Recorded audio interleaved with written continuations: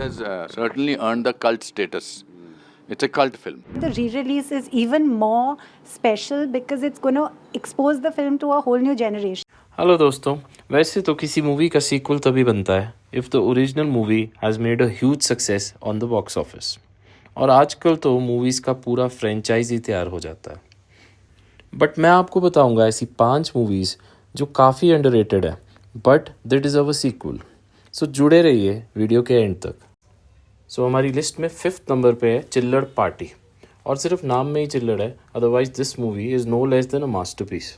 This movie is made by 2 young debut directors, Vikas Bahl and Nitesh Tiwari. ये movie Salman Khan की भी production debut है। Apart from Swara Bhaskar, Pankaj Tripathi and Ranbir Kapoor featuring in a song, इस movie के lead में है multiple child artist and this is what makes this movie unique. जांगिया बड़ी पानी लेके आनी। फिल्म है 8 इनोसेंट बच्चों की living in a society in Mumbai Chandan Nagar and their life's changes जब उनकी सोसाइटी में एक गाड़ी धोने वाला बच्चा आता है along with his pet who is a Indian street dog named Bhidu. So film revolve होती है इन बच्चों की शरारतों से और उनकी सोसाइटी के लोगों के रिएक्शन से। And in the climax this film is about how these boys help their friend Bhidu from a corrupt politician who wants to take revenge from their innocent dog. Film में पंकज त्रिपाठी भी है in a somewhat negative role. I think we should have more of these children movies. ये movie special है because इसमें lead role ही सारे बच्चों ने करा है और बाकमाल करा। चिल्लड़ party won 3 national awards, the best children's film, the best screenplay and the best child artist. This award was presented to all the children in the movie. अगर आपने ये मूवी देखी है तो कमेंट करके बताइए आपको ये मूवी कैसी लगी। Till then see you in the next video. ओए लक्की, सब तेरे को पनौती क्यों बुलाते हैं? शायद मैं पनौती हूँ mummy. Director Shujit Sarkar from Wiki Donor fame has made this movie, Piku.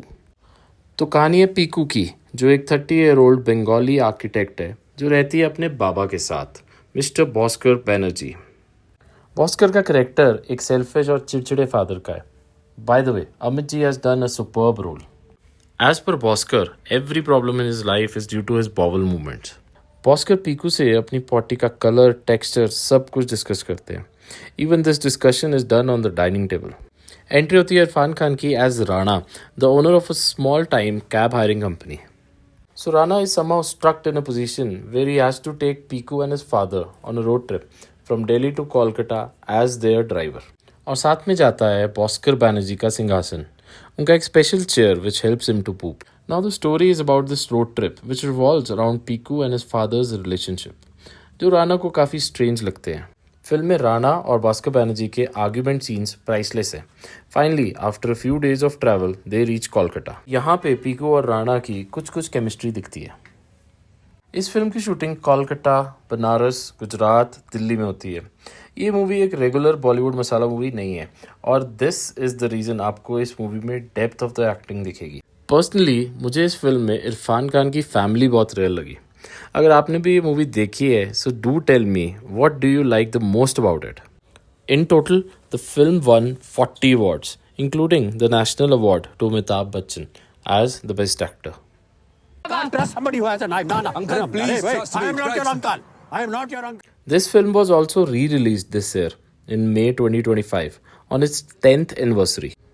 Bhai, without Irfan Khan, sequel will be tough. But this movie definitely deserves one. अगर आज इसके सीक्वल में राणा के कैरेक्टर को कास्ट करना हो, so according to you, who should the director take? Do let us know in your comments. Amitabh Bachchan, Aamir Khan, Shahrukh Khan, Dharmendra Jitendra, लगता है तुझे आदमी पसंद है। तो ये डायरेक्टर कबीर खान की डेब्यू फिल्म थी जो बनी है उनके रियल लाइफ एक्सपीरियंसेस पे जो एज ए जर्नलिस्ट उनको अफगानिस्तान में मिले। Starring John Abraham and Arshad Warsi as the leads. Production and distribution संभाला यशराज फिल्म्स ने। तो कहानी है 2 प्रेस रिपोर्टर्स की जो अफ़गानिस्तान जाते हैं to document the condition in that country after the US invasion. Adventure शुरू होता है जब वो किडनैप हो जाते हैं in their own car. Gunpoint पे एक एक्स तालिबान फाइटर उनको फोर्स करता है to take him to the Pakistan border, और रास्ते में एक American photojournalist Jessica Beckham उनसे मिलती है और को हैवी सिक्योरिटी देनी पड़ी।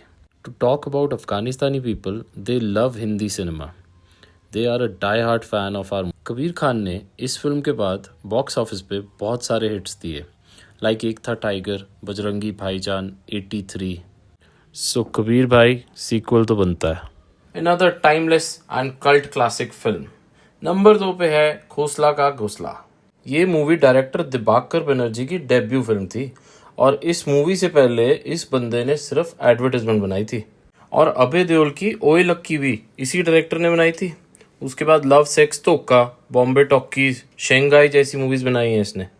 This film was made under a budget of 4 crore, और कास्ट में भी कोई ऐसी नोन शक्लें नहीं थी सिवाय अनुपम खेर और बोमन ईरानी के। Back in the days Delhi में प्लॉट लेने का मतलब होता था लॉटरी जीतना, और हर लॉटरी के साथ फ्री में मिलता था एक खुराना। जी हाँ, कहानी है कमल किशोर खोसला की, एक सिंपल मिडिल क्लास बंदा और एक सिंपल सपना, अपनी फैमिली के लिए एक घर लेना। पर फिल्म में था एक प्रॉपर्टी डीलर खुराना, यानी कि बोमन ईरानी। इसने खोसला जी के प्लॉट पे मार दिया कब्जा। अब खोसला जी की फैमिली डिसाइड करती है कि प्लॉट तो वापस लेना है भाई, और वो भी जुगाड़ से। और यहाँ दिखती है हमें दिल्ली रियल एस्टेट माफिया की रियलिटी। क्लाइमेक्स में खोसला फैमिली अपना प्लॉट वापस ले लेती है, और खुराने की शक्ल देख के ऐसा लगता है कि बंदा एग्जाम में फेल हो गया हो। गल तो सिंपल है वीरो, घर होए जा प्लॉट, मेहनत नाल बंदा है तो मेहनत नाल ही मिलता है, पर थोड़ा जुगाड़ जरूर लगाना पैंदा।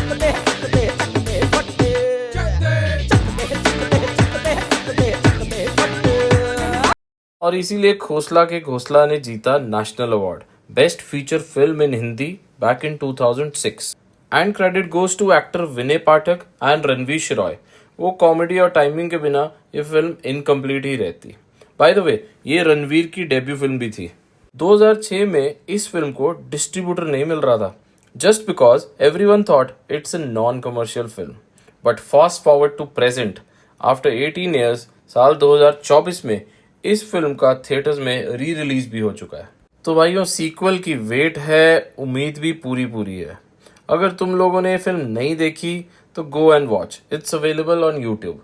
लाइफ लॉन्ग इमॉर्टल रहती है। सो भाई, मूवी का नाम है ओमकारा। अपने टाइम से बहुत आगे थी ये मूवी। बॉक्स ऑफिस पे चाहे मूवी एवरेज रही हो, लेकिन ओमकारा आज भी एक कल्ट क्लासिक मानी जाती है, और ये डायरेक्टर विशाल भारद्वाज की one of the best movies है।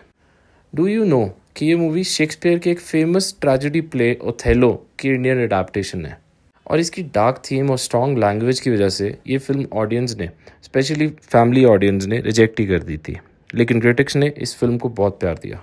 जस्ट इमेजिन, अगर आज के OTT के ज़माने में ये फिल्म की एक सीरीज़ बन के आती तो हम सोच भी नहीं सकते कितनी बड़ी हिट होती। 2006 में रिलीज़ हुई थी ओमकारा।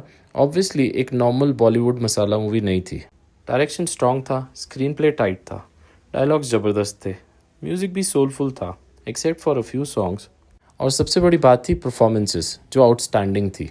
अजय देवगन, करीना कपूर, नसीरुद्दीन शाह, विवेक ओबराय, कॉन्कोना सेन, सब ने बाकमाल एक्टिंग करी थी। लेकिन एक परफॉर्मेंस जो आज भी नहीं भूलती, वो थी लंगड़ा त्यागी, सैफ अली खान के करियर की one of the best actings. Do you know, लंगड़ा त्यागी के रोल में इनिशियली आमिर खान बहुत इंटरेस्टेड थे, बट डेट्स की प्रॉब्लम की वजह से डायरेक्टर विशाल भारद्वाज ने सैफ को ये रोल ऑफर कर दिया, एंड रेस्ट इज हिस्ट्री। साथ में एक्टर दीपक दोबरियाल की one of the first movies थी जिसमें इनकी एक्टिंग के कमाल को ऑडियंस ने बहुत अप्रिशिएट किया। In a very small role आपको इस फिल्म में पंकज त्रिपाठी भी दिखेंगे, and yes, Bipasha Basu in the famous item song Beedi Jalaile. National film awards में ओमकारा ने 3 अवार्ड्स जीते। कोनकना सेन बनी बेस्ट सपोर्टिंग एक्ट्रेस। उसके बाद फिल्म फेयर अवार्ड्स में ओमकारा को 19 नॉमिनेशंस के साथ सबसे ज़्यादा नॉमिनेट होने वाली फिल्म बनाया, और इस फिल्म ने जीते 9 awards. Omkara achieved the cult status, and as per the director its narrative structure was completed within the original film. Simple language में बोले तो इस फिल्म के most of the characters climax में मारे जाते हैं, but still we think this movie needs a sequel. आपका क्या कहना है? अपने जवाब प्लीज़ कमेंट बॉक्स में देखें तो सही कि दूल्हा राजा के हैं।